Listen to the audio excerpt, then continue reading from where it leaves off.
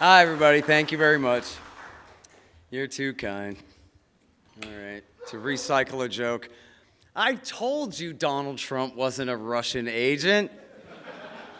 He's an Israeli agent. We all knew that from the last time that he was president for 4 years, right? Remember? All right. Anyway, so I'll start with the war, the most current of the wars. I know there's a few. And then I'll try to fill in some background detail for you and explain what's going on. Obviously, last week, Israel launched an aggressive war against Iran, what they call a preemptive war, which is a hoax completely. It was an unnecessary war, even from Israel's point of view, if you take on their national interests as important, and will surely lead to all kinds of consequences for them and for us and for the region and God knows what from here on out. The people who promise that it's going to be easy this time and work this time are the same ones who promised that all these times before and led to the complete destruction of Afghanistan, Iraq, Somalia, Libya, Mali, Syria, and on, all through North Africa and of course, ongoing in Central Asia. And so you could probably, if you're just placing bets, bet that this is not going to go well. Where we are right now is that, and look, don't take this out of context too badly, I don't think too seriously, but there was a report that Trump is not considering the use of nuclear weapons in a first strike against this non-nuclear weapons state to destroy their Fordo underground facility because the Department of Defense thinks that the 30,000-pound bunker buster deep earth penetrators ought to do the job. And then the White House denied that and said, no, in fact, all options are on the table. Now, the truth is, it's got to be the case. I don't know how deeply Fordo truly is buried or how tough that granite is or how effective our 30,000-pound bombs would be on that. They do have potentially nuclear bunker buster bombs as well. You'd think that they could just drop enough conventional bombs down the same hole until they got the same effect, or even, assuming the premise here of destroying the Fordo facility, why not just send in enough A-10s to secure the perimeter and drop in the airborne and have them go in there and destroy it by hand? All right, there's no need to use a nuclear weapon, even talk like that. This is the President of the United States, the most powerful, the world empire, most powerful nuclear weapons state, threatening to use nuclear weapons against a non-nuclear weapons state. He should be removed from office today for this. It's unbelievable. And then you listen to the hawks. I have to debate next Tuesday. I'm going to debate Mark Dubowitz from the Foundation for Defense of Democracies. And someone sent me a clip of him on TV and saying, well, America has to get involved now to destroy the Fordo facility. Because if we don't, now the Iranians will surely break out and make a nuclear weapon. Now that Israel and America haven't attacked them this way, with Mark Dubowitz and all of his associates' encouragement this whole time. The balls of these people, it's unbelievable. And they're also palling around, literally, I'm sorry, I wouldn't make this up and jerk y'all's chain. They're posting pictures, the Israelis are posting pictures on Twitter of their officials palling around with the son of the Shah Reza Pahlavi. And they're talking about parachuting in his royal majesty's highness monarchy dictatorship. Is that what Trump meant when he went to Qatar and he gave that speech and said, we don't believe in neoconservatism and spreading democracy anymore? Is this because they're preparing to reinstall a monarchy? That's what the United States of America is doing. We don't just support monarchs. We reinstall their families in power when they've been overthrown in popular revolutions. We're still not over the fact that they overthrew our sock puppet dictator that we had no right to foist on them back in 53, back in 79. It's crazy. And it's totally unnecessary. And I'll tell you, I found out when I was writing my last book, what I didn't know when I was writing my previous book, which is actually about the Middle East, which is that in the early 1990s, there were many people at the height of America's foreign policy establishment who wanted to normalize relations with Iran. Some of y'all might remember Dick Cheney even committing the cardinal sin of going to Australia and criticizing his own government overseas when he was the CEO of Halliburton, and saying God did not see fit to put all the oil under friendly democratic nations, but we can still do business with the Ayatollah. Hell, British Petroleum does business with him. And Halliburton is an oil services company. That means they build construction for oil companies, right? They do pipelines and infrastructure. And Dick Cheney himself said we can do business with the Ayatollah as late as 98. But as early as 93, Zbigniew Brzezinski, who had been Jimmy Carter's foreign policy advisor, national security advisor, and right-hand man during the crisis of the Iranian Revolution of 1979 and the hostage-taking, the failed Operation Eagle Claw rescue mission, all this egg was on Brzezinski's face. It was his humiliation. And yet by 1993, he said, you know what we ought to do? We ought to build an oil pipeline from the Caspian Basin down through Iran to the Persian Gulf. It'd be a great way for us to make money, for them to make money, and for us to begin to heal relations with them. Let bygones be bygones. You know who agreed with him? Ronald Reagan's Secretary of State, Alexander Haig, who had been Kissinger's right-hand man. And I know what you're saying, Scott, these are Rockefeller men. Yeah, exactly. The Rockefeller men wanted to do business with Iran, to warm up relations with Iran 30 years ago. And y'all know what happened. The Israel lobby said no. And what happened was Yitzhak Rabin had changed Israel's strategy from what they called the strategy of the periphery, which meant that they wanted to be friends with the outerlying states like Turkey, Iran, and Ethiopia to keep the closer Arab enemy states' attention divided so that Syria would also have to look north, Iraq would also have to look east, Egypt would also have to look south, right? Sorry, I should be doing y'all's point of view on my directions here. But Rabin wanted to change that policy. He wanted to make a pseudo-Palestinian state, not a real state, but he did want to make a deal with Arafat, and he wanted to then make a deal with the rest of the Sunni Arab countries, the closer ones. But in order to do so, he needed to demonize Iran. And as Trita Parsi writes in his book, Treacherous Alliance, the Clinton administration people thought this was hilarious because after the Iranian Revolution, the Israelis had stayed friends with Iran all through the 1980s. That's why during Iran-Contra, when Ronald Reagan switched sides in the war for a short time and sold missiles to the Ayatollah, he used the Israelis as the cutout to sell them the missiles because they still had that ongoing relationship. And this is like in the first year of Clinton, the Israelis are pro-Iran and then they just turn on a dime. And the Clinton administration officials all have a good laugh with themselves about what's happened. Nothing's changed in Iran. The change is simply one strategy in Tel Aviv and how they want to approach things now. And part of that meant that now that we're going to make Iran the enemy, they're going to certainly feel like we're their enemy now too. But now, because America, with some Israeli encouragement, beat up on Iraq so bad in Iraq War I, the first Gulf War, 1991, now Iraq isn't powerful enough to balance against Iran. So now America must stay in Saudi Arabia under the dual containment policy to contain Iraq and Iran from Saudi. And of course, the policy was inaugurated by a guy named Martin Indyk, who had worked for Yitzhak Shamir, the recent, formerly a terrorist leader, and then had been the prime minister, the Likud party prime minister of Israel. And then he went to work for Bill Clinton.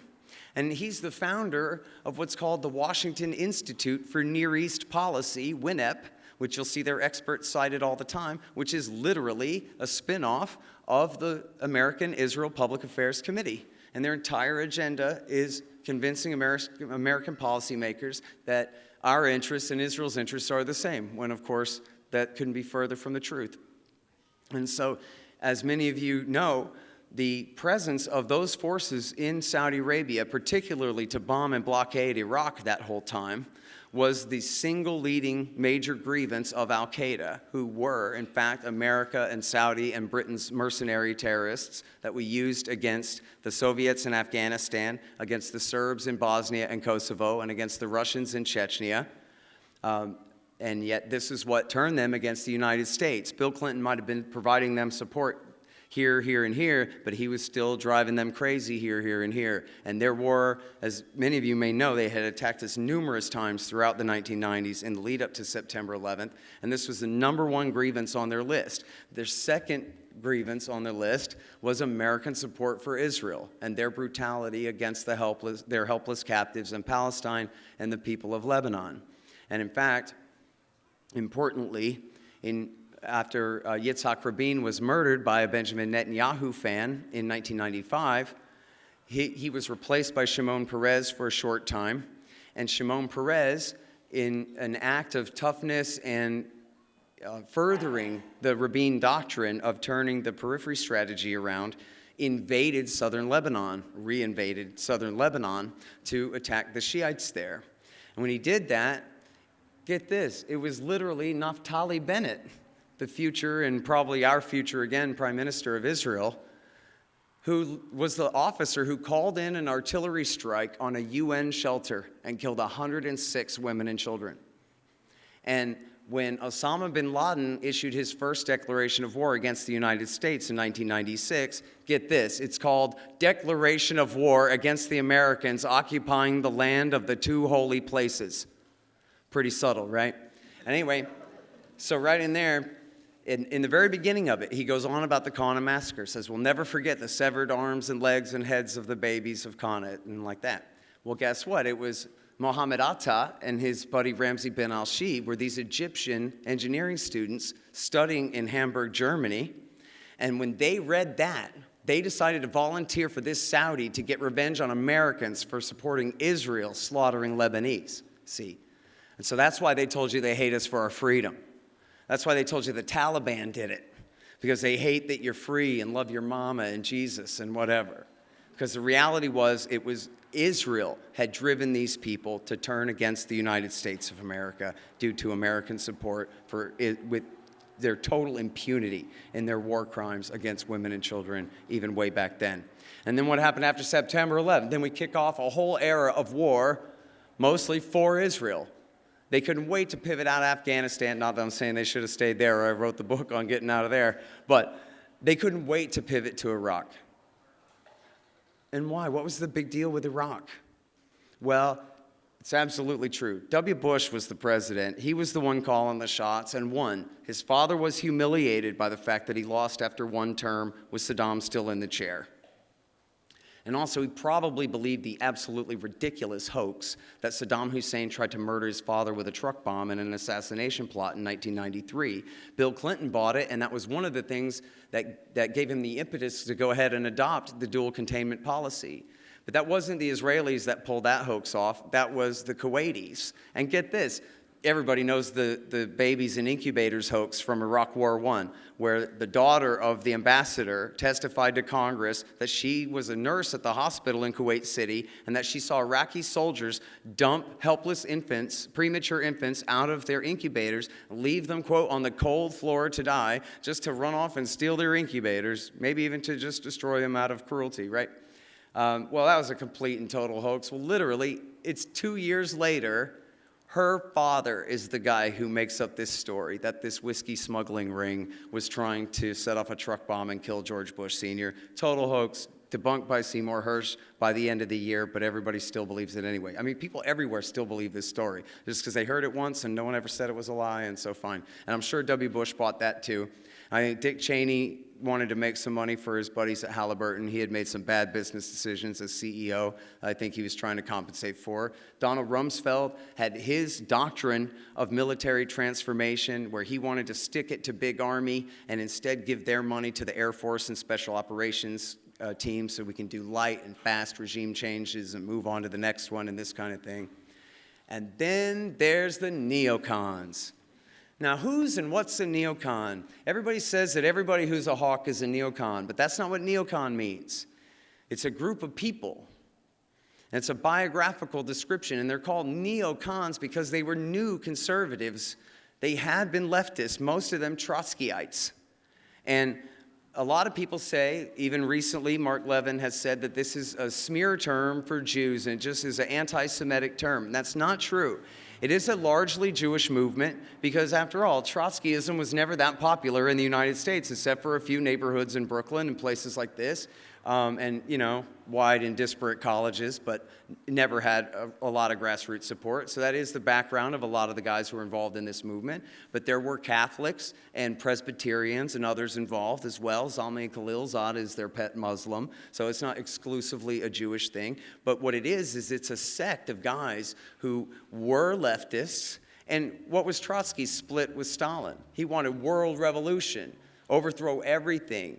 Turn, as Michael Ledeen would write in the National Review, turn the region or the world even into a boiling cauldron of creative destruction. And they don't mean that the way free market capitalists mean it. They mean government destroying societies in order to replace them supposedly with something more to their liking. And this is the ideology of the neoconservatives, is completely against our basic Western conceptions of rights and principles and bottom-up self-government or anything like this. They're big students of Leo Strauss, many of them consider themselves philosopher kings, telling us noble lies because we're unfit to handle the real truth of why they need our kids to die for Israel and stuff like that. And so Bush Sr. had called them the crazies in the basement. Keep the crazies in the basement, he told Brent Scowcroft. They're allowed to kill people down in Latin America, but keep them away from Middle East policy. But W. Bush hired half of them. The other half wrote for the Washington Post, the New York Times, the Wall Street Journal, the National Review, and the Weekly Standard. And these were the guys who lied us into war. And in the vice president's office, it was especially Scooter Libby, John Hanna, and Elliot Abrams and Eric Edelman. Abrams was on the National Security Council with Robert Joseph and Zalmay Khalilzad and Robert Hadley under Condoleezza Rice. Then in the defense, Wormser moved around from defense to state to the vice president's office. His job at defense was firing all the Arabists who knew anything about the Middle East and had anything but Israel's interests in mind out of the Office of Net Assessment. Then he went to state, where his job was to keep a leash on Colin Powell and his right-hand man, Dick Armitage, and prevent them from obstructing the effort to get into the war. And it was widely agreed that these men were acting directly as Dick Cheney's agents. And as Colin Powell himself called them, he said it was a separate government that they set up inside the government, even out of the control of the president, under the control of the vice president. And then in the Defense Department, you had on the Defense Policy Board, Ken Edelman. Newt Gingrich is not really a neoconservative, but he was very close with them. And then you also had Richard Pearl. Even though his position as chair of the Defense Policy Board might not seem like much, he was one of the real major ringleaders right there, with Paul Wolfowitz, the Deputy Secretary of Defense, and then his aide, Deputy Secretary of Defense for Policy, Douglas Feith. And then under him, they created the Office of Special Plans. Sounds really interesting, right?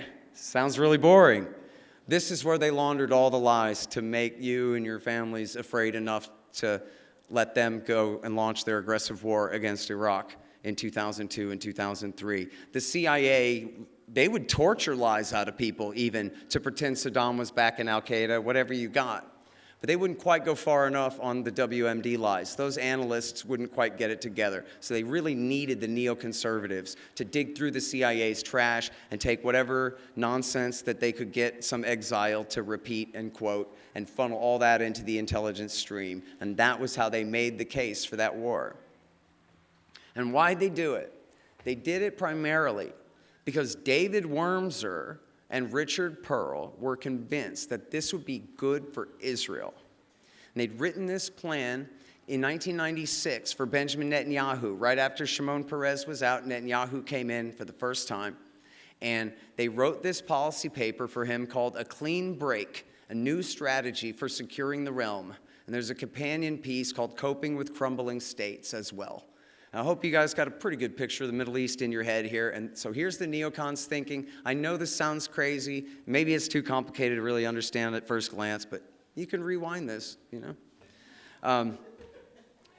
Here's what they thought. They thought they want to make a clean break with the Oslo peace process that Rabin had started that said we want to deal with the Palestinians and give them some kind of pseudo-state on the West Bank and in the Gaza Strip.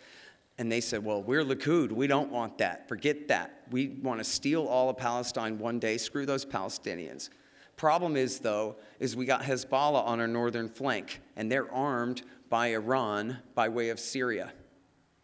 And it's hard for us to wage our unlimited acts of violence against the Palestinians that we want to wage in order to steal all their property, as long as we got to deal with these guys hassling us, essentially threatening us with these missiles on our northern flank. So what we want to do is we want to neutralize Iran's ability to arm Hezbollah by way of Syria. Right? With me? With me? But then how do we do that? By focusing on getting rid of Saddam Hussein in Iraq. Huh? Secular Sunni Saddam, sitting on a minority Sunni dictatorship in Baghdad, he's the roadblock between Shiite Iran and Alawite, pseudo-Shiite controlled Syria. Why in the world would you do that? Well, it's because they're stupid. They're as stupid as they are evil. Stupid as they are premeditated murderers. And what they did was they believed the lies of a famous Iraqi exile named Ahmed Chalabi. And in A Clean Break, and in Coping with Crumbling States, and in the companion book that they later published, Tyranny's Ally, Chalabi's name is brought up over and over again. He's our good Iraqi exile friend who assures us that if we get rid of Saddam, we'll be able to install a Hashemite king, either the king of Jordan or his cousin, and then all the Shiites of supermajority Shiite Iraq will all bend down to kiss his ass, because as long as he has royal blood and claims to be the direct descendant of Muhammad, the Shiites will obey him like a god. No, wrong, wrong. That is completely wrong. And in fact, when Britain had installed a Hashemite Sunni king in Baghdad in the 1920s, the Shiites had a fatwa that forbid anyone from participating in their regime in any way and helped bring its total demise. Couldn't be further from the truth. Yes, the Shiite clergy leadership claimed to be descended from Muhammad, but that's not all they claim. They're the leaders of the Shiite religion. And the fact of their status as descendants of the prophet, they don't claim that that makes them magic, even claim to have as direct a line to God as a Catholic priest does. They don't claim to be any higher than anybody's plain old minister as far as that goes. There's no magic like sense of total allegiance and obedience to their every whim kind of thing, the way that these guys had been sold. So in other words, even if the Ayatollahs said, yeah, cooperate with the Americans, some of them would have said no, all right? Like there's just, it couldn't ever work like that. And so, but this was their thinking that led for especially Wolfowitz and the whole gang of neoconservatives to tell George W. Bush, yes, sir, trust us, we have gamed this out. This is going to be great. This is exactly what you want to do. Everything's going to come up sevens for us on this thing. And that was a huge part of what convinced him to do the war. And the neoconservative movement in the major papers and on the major TV channels, especially, of course, Fox, but the rest of them too, playing catch-up, also played a tremendous role in lying the American people into war. And the thing is, this isn't a conspiracy theory, and it's not anything anti-Semitic or anything like that. I led with the three major Gentiles who were in charge of the government who did that war, which is Bush, Cheney, and Rumsfeld. And they're like nominally Zionist and like Israel, and we're perfectly happy to go along with what Sharon wanted as long as they thought that it coincided with what they wanted to. But that's not all that did it. What did it was the propaganda campaign by the neocons for a year and a half to convince the American people to launch that war. And that was what it was for. But then what happened? We fought an 8-year civil war for the Shiite supermajority. They now rule Baghdad, and they told George Bush, there's the door, don't let it hit you in the ass on the way out. They didn't even say thank you for fighting a civil war on their behalf all those years. And America's bet that the people of the Shiite regime in Iraq would need our guns and money more than they need their co-religionists and historical neighbors in Shiite Persian Iran next door was a lost bet, and they did lose it. And they were only able to get a nominal force back in there now in Kurdistan after Iraq War III against the Islamic State. And where did the Islamic State come from? That was really George W. Bush's decision before Barack Obama ever came to town. That now that we screwed up so bad, and we just, like they say in soccer, we scored this own goal, and we put our regional rivals, the Shiite Persians, in power in Baghdad. As the Sunni king of Saudi Arabia said, it used to be us and you and Saddam against Iran. But now you've given Iraq to Iran on a golden platter.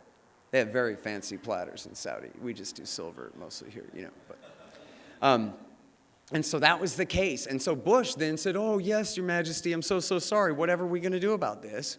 And the answer was what they called the redirection. And I really urge you guys, if you're interested in this stuff at all, to read this wonderful article by Seymour Hersh from March 2007 called The Redirection. And his whole series that year is along these lines. How they realized that they screwed this up, and now they have to tilt back toward the Sunnis, meaning especially the Saudis, the Turks, and the Israelis in the same column. But they don't have an army.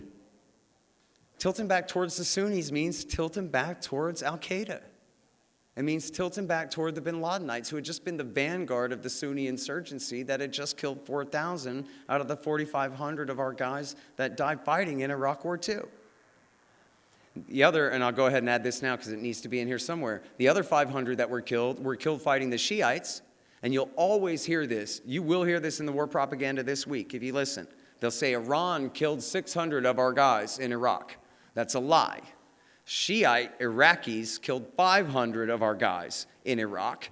And it was an absolute ridiculous propaganda campaign, a total hoax, that all of these bombs, the EFP, explosively formed copper core penetrators, were coming from Iran. It's totally disproven. I totally disprove it in my book. It was a huge propaganda campaign, a conspiracy between Dick Cheney, David Petraeus, and Michael Gordon of the New York Times, now at the Wall Street Journal, to lie us into a justification for launching strikes against IRGC bases inside Iran back then, which George Bush and the rest of the Pentagon told them no. And Bush put his foot down, and they didn't do it. In fact, Admiral Fallon, the commander of CENTCOM, said, we're doing this over my dead body. No, we're not. And that was it. So we had 100,000 troops in Iraq who were embedded with the Shiites, who could have all been slaughtered like Order 66, embedded with guys who would, on a dime, turn to be their enemies, which is we may see here soon, although at least our guys are mostly up in Kurdistan, although if there's still some in Baghdad. But boy, I'm going to go over time on this. Somebody right after me? So that was the thinking, and that's how George W. Bush and Barack Obama ruined the Middle East. When Barack Obama came into power, he picked up that same redirection. And he's the one who backed with Turkey, with Saudi Arabia, and Israel, Qatar, and UAE. They backed bin Ladenite terrorists, the al-Nusra Front, Jaish al-Islam, and all the rest until it turned into the ISIS caliphate. ISIS is what? It's just al-Qaeda in Iraq. From Iraq War II, Zarqawi and those guys, they renamed the group the Islamic State of Iraq. When they went to Syria, they added, and Syria, and the Levant in Arabic, whatever. It's Daesh is sort of how you pronounce the acronym in Arabic. They call it Daesh. But that's who it is. It's Zarqawi's guys. It's al-Qaeda in Iraq, in Syria. That's who Nusra is. Guess what? That's who rules Nusra. That's who rules Syria right now. It's Nusra's stand now. And they had... What happened was by 2013, they had consolidated power over all of eastern Syria. And then a year later, in June of 2014, they rolled in, as you all remember, the famous pictures of the line of Toyota pickup trucks with their headlights on and all the jihadis rolling right into Mosul. And from there, they took Ramadi and Samarra and Tikrit and Fallujah and virtually all of Iraqi Sunnistan in the western part of Iraq. So all of eastern Syria and all of western Iraq became the ISIS Caliphate. And this guy Baghdadi, who was just junior partner to Zarqawi, got up there on the balcony like he's half bin Laden, half Mussolini, and declares himself the Caliph Ibrahim, divine ruler of the Caliphate. At which point, this policy we're just doing this to spite the Shiites for accepting our gifts in Iraq War II. We're mad at them for being the beneficiaries of our stupid policy. So we build a whole caliphate to spite them, but then that's too much. So now we got to blow it up again.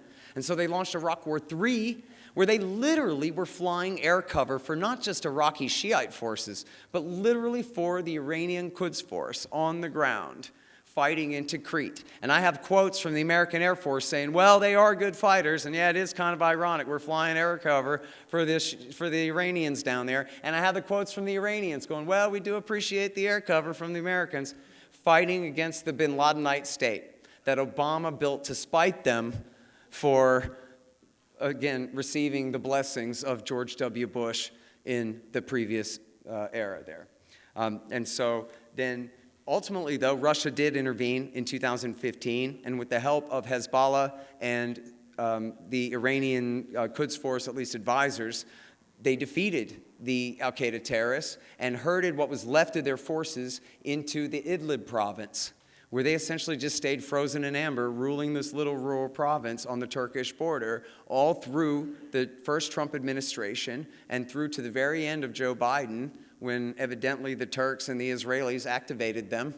And they did their own little October 7th, and they broke out of the Idlib province, and they sacked Homs, Hama, Aleppo, and Damascus in 10 days. And isn't it funny how when Hamas breaks out and does an October 7th, it's the worst thing in the whole world? But when al-Qaeda does it, it's great. Because al-Qaeda's overthrowing an Alawite leader who's allied with Iran. And the Israelis hate the Shiites more. They don't care who knocked down your towers. They care about them. And then for some reason that means that's what the American government cares about. To repeat, it was not Hezbollah that attacked us on September 11th. It was al-Qaeda. And our government is committing treason in order to support the bin Ladenites against their preferred enemies. Not their enemies, right? Their regional rivals, whether it's the Serbs or the Russians or the Shiites, wherever they are. They'll use bin Ladenite terrorists like September 11th never happened. Like all our guys that got suicide bombed in Iraq War II don't mean a thing. Now, I'm sure I'm short on time, so I better skip to some more interesting points here for you guys. Speaking of October 7th, Iran didn't do that. They go, oh, Iran's been at war with us since their proxy, Hamas did this. That's not true. Hamas did that, and the Wall Street Journal had a whole thing about how no one in American intelligence believes that Iran ordered it. That's just Israeli propaganda. And the reason they did it was because of what they spun as peace deals, these Abraham Accords, which is what are the Abraham Accords? That's where Donald Trump's son-in-law, Jared Kushner, whose bed Benjamin Netanyahu used to sleep in when he came to visit New York City, came up with a plan that said the American people can't afford to bribe the Bahrainis, the UAE, Sudan, Morocco, and they were working on Saudi Arabia with enough of our tax money for them to finally forsake the Palestinians.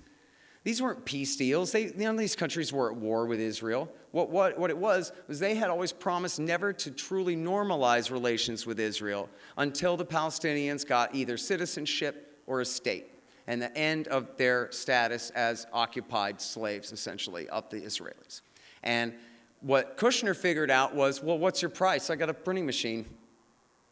And so the Bahrainis got F-16s, and the UAE got F-35s, and Sudan got debt forgiveness, and Morocco got American recognition of their illegal invasion and seizure of the northern half of the nation of Western Sahara.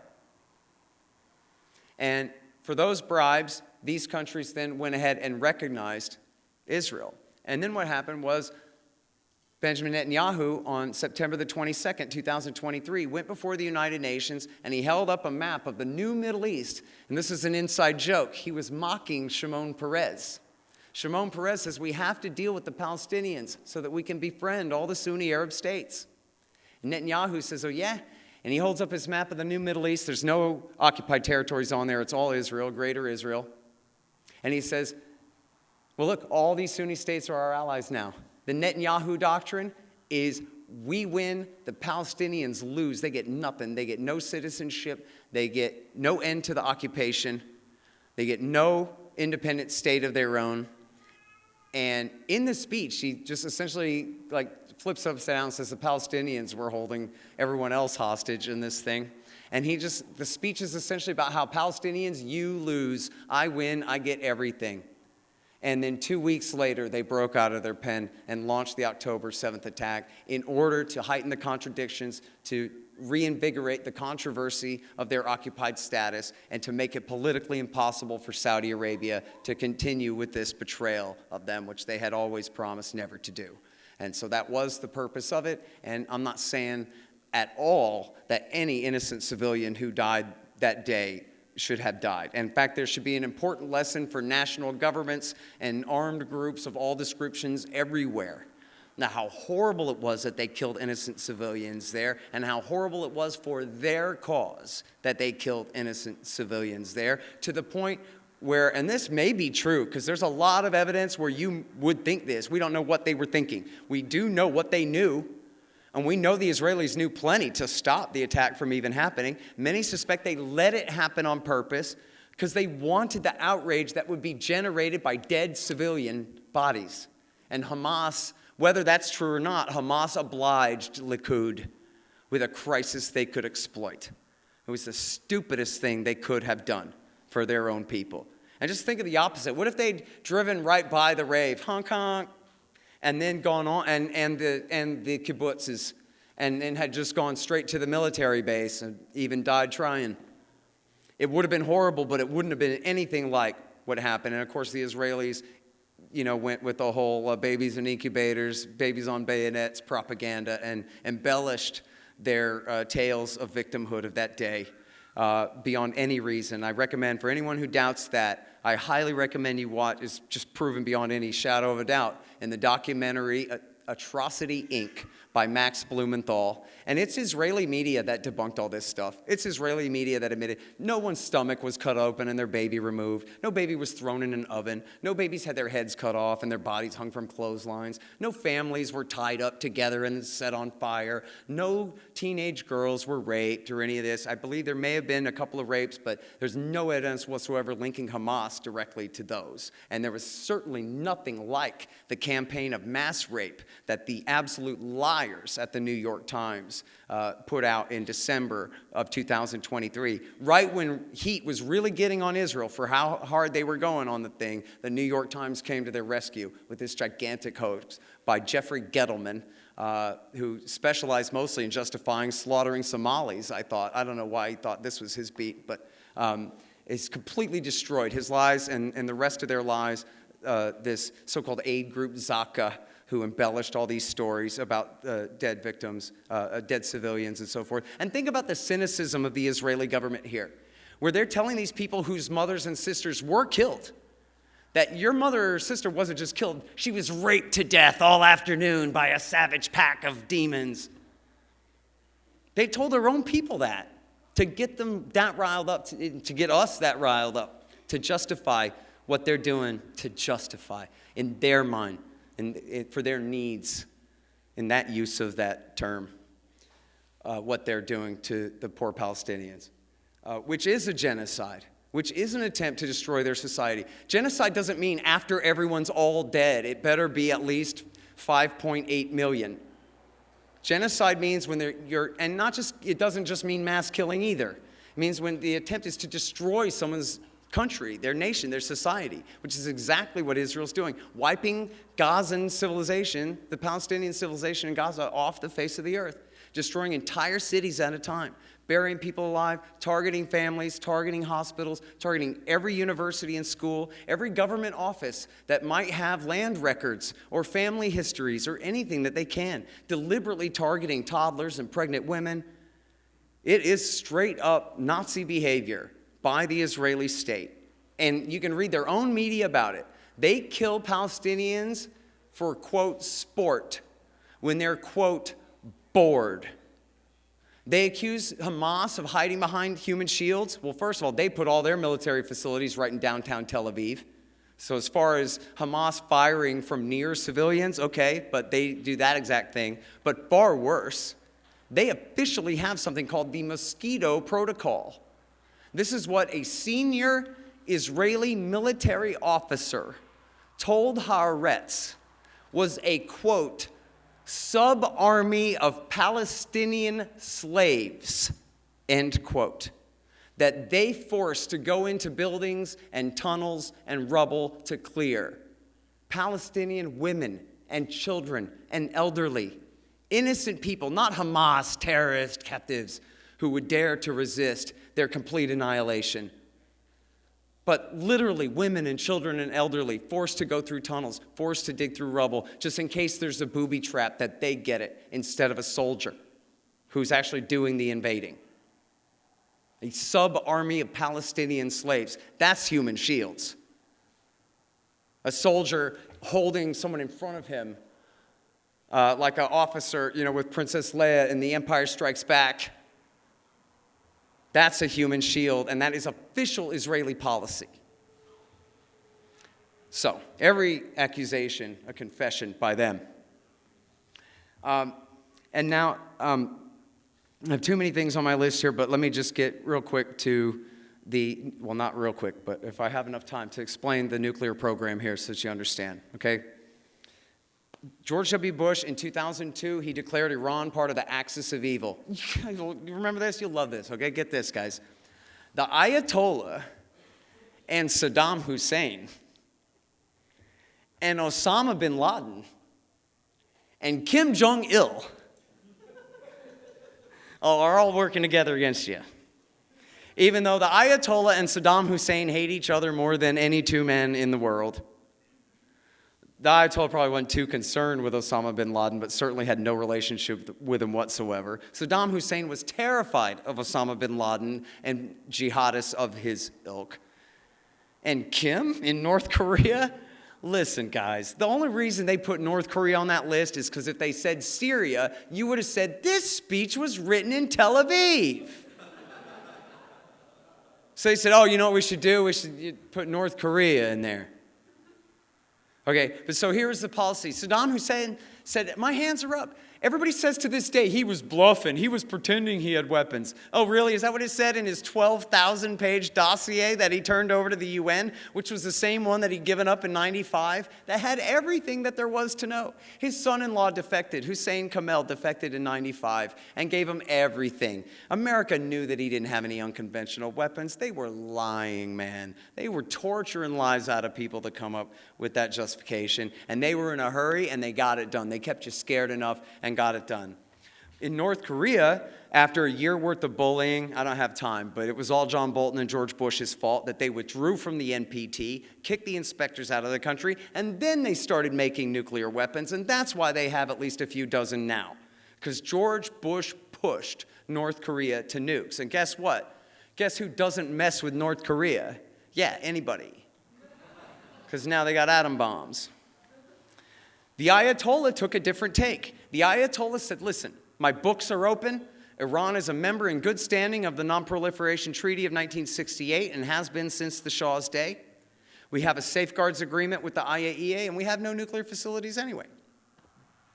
And so you have no casus belli here, pal. Hands up, don't shoot.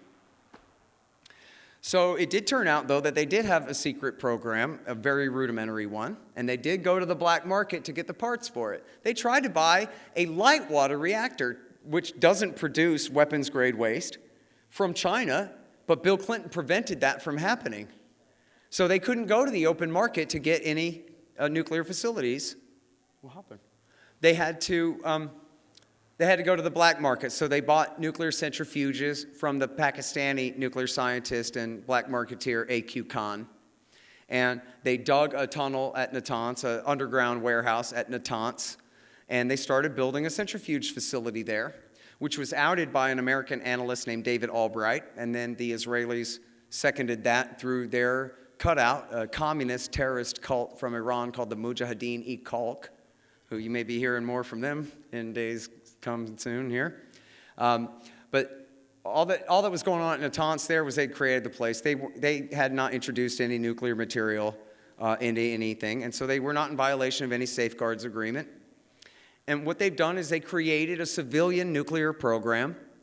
They have a domestic supply of uranium. Makes perfect sense. Capitalist economics types like you understand how they might have a comparative advantage in burning their local uranium for fuel and selling their oil for profit in the international market.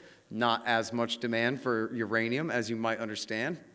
So at the same time, I'm not asking anybody to be naive. I'm not here working for these guys, that's for sure.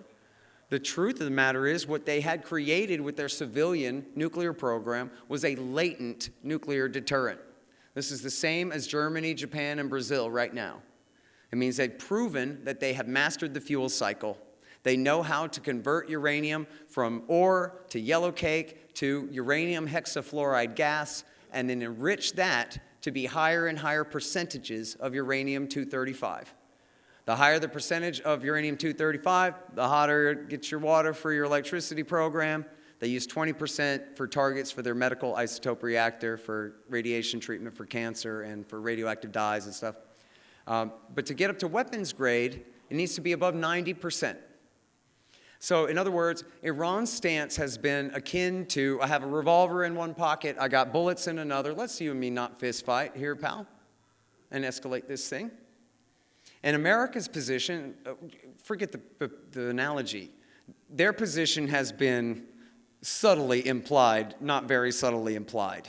If you don't attack us, we won't make a nuke. And America's position has been, if you make a nuke, we'll attack you. So we had a perfect standoff. We had the perfect basis for an agreement.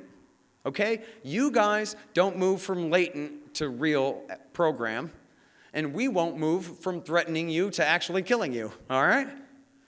That was the basis of the Obama deal of 2015. I'm no Obama fan. I just told you how he committed the highest treason in world history, creating a bin Ladenite caliphate in Iraq and Syria. The fact of the matter is, in 2012, the world, all the media, all the nations, everyone talked as though the NPT didn't exist, as though Iran didn't already have a safeguards agreement, as though Mohammed al-Baradei and the IAEA inspectors weren't already verifying the non-diversion of nuclear material in Iran to any military or other special purpose, which in fact they were doing. But that was just like invisible. And so Obama said, you know what we're going to do? We're just going to add another layer of deal on top of that. And the other layer of deal on top of that meant that they restricted their program severely. I'll describe in a minute. And I have 10 more? Great, great. They restricted their program severely, and they expanded inspections severely, including to places where there was no evidence, military bases even, where there's no evidence of any nuclear activity whatsoever, but where America may have had suspicions. And boy, do I not like giving Obama credit. How much credit do I want to give John Kerry? John Kerry worked this deal where, unlike a regular UN Security Council vote where any nation can veto it with a no, this was majority rules. Well, y'all know how that works. America, Britain, and France versus Russia and China, right? So if America and our closest allies agree, we get whatever we want. And if it doesn't matter if Russia and China disagree, and if the Iranians refuse to go along according to the process, then automatically the Russians and Chinese can't stop this either. Automatically the entire global sanctions regime kicks right back into place. That was the way that the deal was constructed. And what did America give them for that? Not welfare. That pallet of cash, that was Iranian money that Jimmy Carter stole from them in 1979. John Kerry just gave it back. He bribed them with their own money to completely restrict their program and expand inspections beyond anything anyone could have hoped for, and complete with another solemn vow by the Ayatollah that he had no interest whatsoever in pursuing nuclear weapons. Now, I'm not saying anyone should take the word of a politician for anyone. They keep trying to say this to me on these news channels and stuff. Oh, you trust the Ayatollah. It has nothing to do with that. The guy's not just a politician, he's a theocrat. Think of some alien religion to me. Think how impressed I am by that. Give me a break. But the point is, we know from the actual reality of how this has played out. When the old Ayatollah and the new Ayatollah, new since '89, have issued their fatwas against the creation of weapons of mass destruction in Iran, their governments had obeyed that. When Iraq was attacking Iran with chemical weapons with American help, not just mustard, but sarin and Tabun nerve gas, attacking their cities with American satellite targeting and financing for it all. They bought most of it from the Germans, but with American money. The IRGC said to the Ayatollah, we have the chemicals ready. If we mix them, we can make a weapon. And he said, absolutely not. It is haram. It's forbidden by God and me. No. So this is the ultimate ruling of the supreme leader of Iran, that we will not respond in kind to Iraq with chemical weapons then. Now, that doesn't mean that these are the most virtuous people or whatever. I'm not saying that. But I'm saying that's the reality of the fatwa. The fatwa has clearly been the law. Now, as I'm saying, they can change that. The Ayatollah can change his mind about what God thinks any day, right? And as I said at the beginning, Mark Dubowitz says, well, geez, now that we've attacked them, We better go ahead and make sure and destroy every last bit of their program, because now they're much more likely to break out and make a nuclear weapon, which is what I've been trying to tell you for 20 years in a row. I swear, I'm so sorry. I was not able to get my point across effectively here. And then listen, and you guys know how this works. It doesn't matter whether you're the Americans or whether you're the Russians or whether you're the Israelis. You're in for a penny, you're in for a pound, you're in for a ton. All they can do is ruin everything and then make matters worse for their own position. Just like Putin in Ukraine. I wrote a book about how this is mostly America's fault, except for the part that's everybody else's fault too. But what Putin has done has been very bad for Russia too. He just took all the pro-Russian Ukrainians out of Ukraine. Well, now everybody left in Ukraine hates Russia, and from now on, and now they have a whole different series of problems to deal with there. It's the same kind of situation here. Now that we've attacked them, we got to kill what? Every last PhD in the country? Every last, aluminum smelter has to be exploded so that they can't make centrifuge tubes? We're going to, send in our guys to occupy their uranium mines and make sure that they can never, have uranium again? Or we're going to hunt down and murder every last Shiite cleric so that there's nobody left to take over the new regime? Or to dispute when we parachute in the son of the Shah. I can't get over that shit. That's so amazing. I just can't believe it. This is what they seem to think. And I'll tell you, man, I was on Piers Morgan the other day, and they stopped our panel and interviewed Nancy Mace. And Piers Morgan says, well, listen, if the regime falls, then what, Especially after the last 25 years of this.